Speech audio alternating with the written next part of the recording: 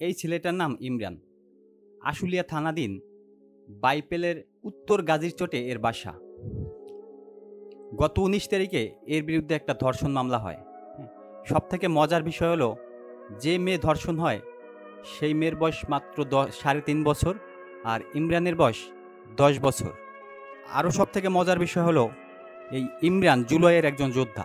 ৫ই আগস্টে যখন সরকার পতন হয়, তো বাইপেলে বিকেলবেলা যখন আন্দোলন হয়, আন্দোলনে ইমরান যাওয়ার পরে গুলিবিদ্ধ হয়। তো গুলিটা মাথার এক সাইড থেকে ঢুকে অন্য প্রান্ত দিয়ে বের হয়। তো তার মাথায় বেশ দুইটা অপারেশন করা হয়েছে। অপারেশনের পরে তার মাথার যে খুলি, আমরা যেটাকে বাংলায় খুলি বলি, এই খুলিটা সম্পূর্ণই আর্টিফিশিয়াল। হ্যাঁ, তো এইটুকু একটা ছেলে, আপনাদের কি মনে হয় এ ধর্ষণ সম্পর্কে কিছু বুঝে? ধর্ষণ কি জিনিস এইটা কি সে জানে?